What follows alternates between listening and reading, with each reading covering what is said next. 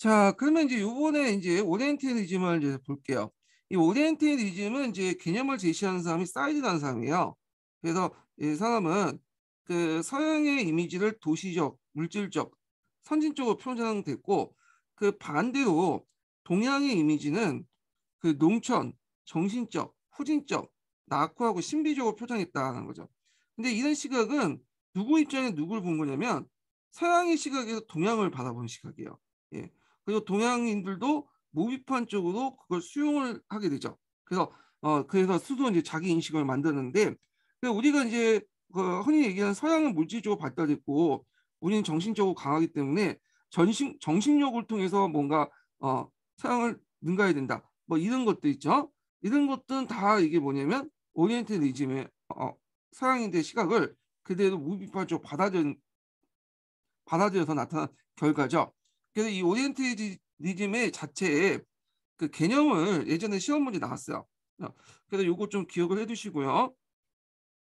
자, 근데 이제 서양인들이 동양을 보는 이미지가 오리엔탈리즘이라면 거꾸로 동양이 서양을 바라보는 시각이 있어요. 이게 갈색책에 잠깐 언급되어 있는데 이게 뭐냐면 옥시타트 제 발음이 안 되는데 옥시테탈리즘이에요. 예.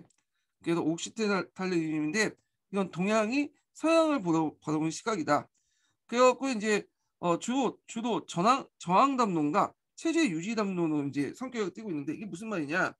자, 독재 체제 저항하는 사람들 입장일 때는 서구의 이미지를 끌어서 이 사회가 썩어 빠졌다. 민주화가 되지 않았다. 이래서 이제 뭐냐면 독재 정권에 대항하는 저항 담론적 성격을 띠고 있고요. 그다음 거꾸로 이제 뭐냐면 체제 유지 담론은 뭐냐면 우리 사회가 근대화가 아직 덜 됐기 때문에 그 근대화를 하려면 뭔가 강력한 정치체가 필요하다. 그래서 또 반대세 이걸 또 억압하고 그래서 이게 체제 유지 담론으로서 이렇게 작용이 돼요. 예. 그래서 이런 서구식 모델이 그 당시 그 체제 반항적인 사람들과 체제 유지적인 세력들 간의 어떤 다툼에서 이용했다. 그래서 이걸 옥시테랄리즘이라고 하고 있죠. 그래서 요 내용들 파악을 해두시고 요게 중점적으로 본 것은 옥시테랄리즘이 아니라 오리엔탈리즘이야. 요게 그래서 이 오리엔탈리즘은 이제 최근에 많은 비판을 받고 있죠. 그 관련된 내용이 기출문제 나왔죠. 자, 먼저 이제 본 게 뭐냐? 동양은 정신이고 서양은 물질이다. 아, 이런 그 구도죠. 그 동양은 상당히 서양은 물질적으로 발달된 반면에 동양은 정신력이 세다. 뭐 이런 내용들인데 근데 이게 실증적으로 분석해 보니까 맞지 않는 것들이 많아. 예. 19세기 이후까지는 나름대로 이게 타당한 관점일 수 있죠. 산업혁명 이후부터는. 근데 그 전에 역사를 보니까 안 맞는 게 되게 많다는 거야.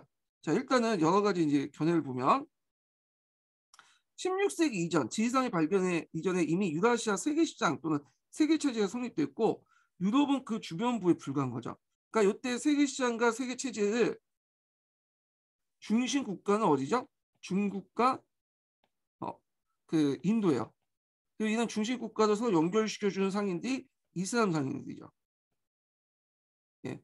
근데 유럽은 그 주변부에 불과했고요. 16세기 들어와서 지리산의 발견 이후에도 유럽은 한동안 주변부 계속 남았죠. 근데 지리산의 발견이 얘네들 입장을 뜬 발견이죠. 예. 인도양 항로를 발견했잖아요. 근데 이미 이슬람 상인들이 다 알고 있었던 항로들이야. 뒤늦게 참여한 거야. 뒤늦게. 자, 그래서 이제 이렇게 이미 이제 그 세계시장, 세계체제가 형성됐고 유럽은 그 주변부에 불과했고 16세기 지리산 발견 이후에도 실질적으로 그냥 주변부 한동안 남아있었다. 뒤늦게 참여했다. 이렇게 보시면 될 것 같아요. 자, 그 다음 두 번째 반론은 뭐냐?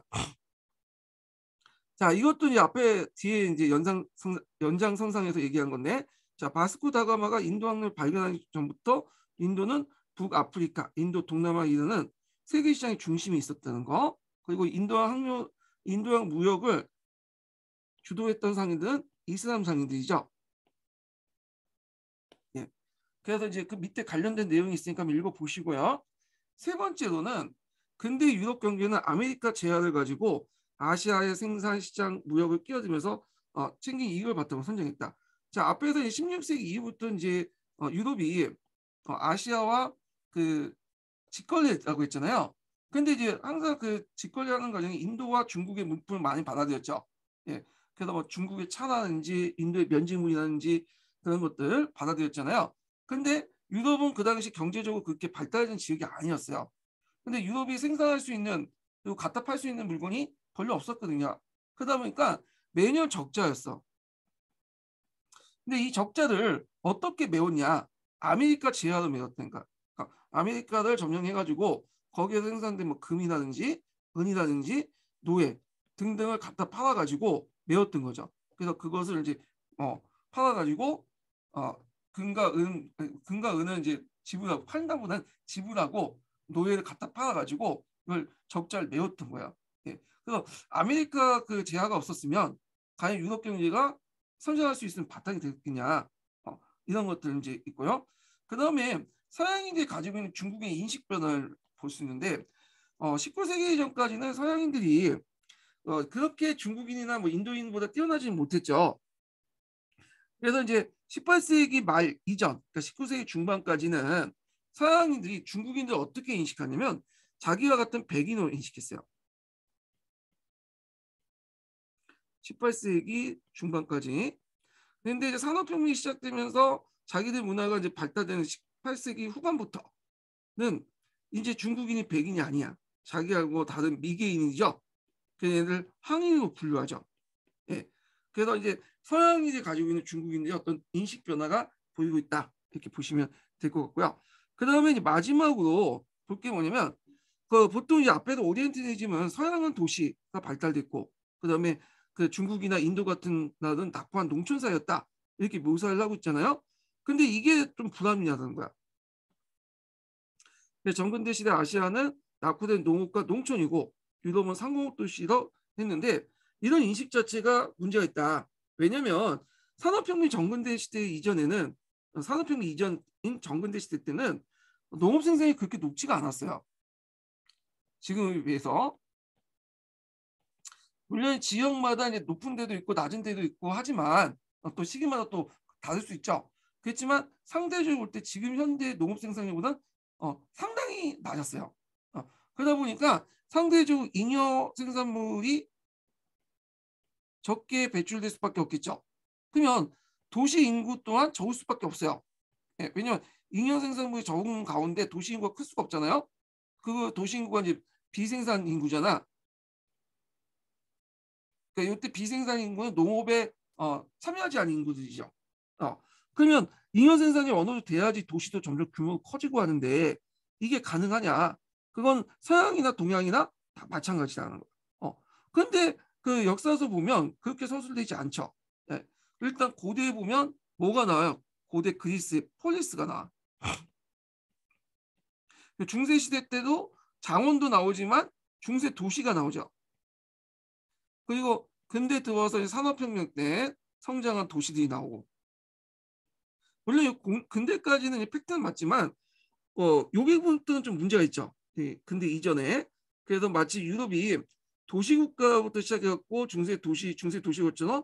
근데 산업혁명의 어떤 대도시까지 무조건 도시 사회로 연결돼 있어. 근데 세계사 내용을 보면 중국이나 뭐 일본이나 뭐 그다음에 뭐 그 인도나 좀 약간 낙후한 농촌 사회로 묘사를 하고 있죠. 정근대 사회를. 근데 이게 맞지가 않다는 거야. 예. 유럽이나 그 아시아 지역이나 다 정근대 시대는 농촌 중심이야.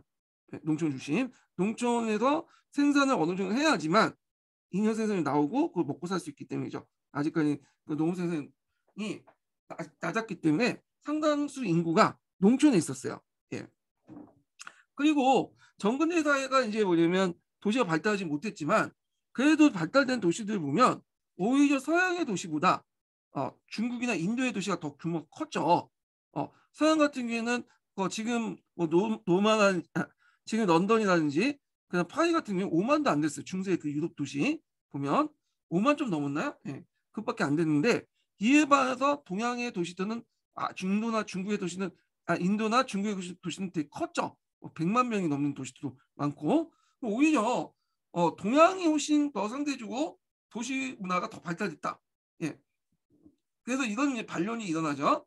자, 그래서 그 관련된 내용은 그 밑에 있으니까 한번 읽어보세요. 요거는 갈색책에 있는 내용들 적어놨고요. 그 외에도 여러 가지 내용도 있는데 다 삭제를 했어요. 제가요. 지우고 중요한 핵심 내용들만 좀 적어놨거든요. 그래서 요 정도만 봐도 괜찮을 것 같아요. 논술형 문제에 적합한 부분이지 이게 딱 서술형 문제나 그다음에 단답형 문제는 맞지가 않거든요. 예.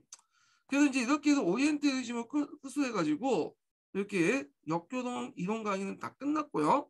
그 다음에 좀 쉬었다가 예, 기출문제 분석 강의 넘어갈게요. 이 기출문제 분석 강의는 이제 이론 파트하고 교육과정 관련된 분석 강의예요. 그 기출문제 분석 해설 강의예요. 자,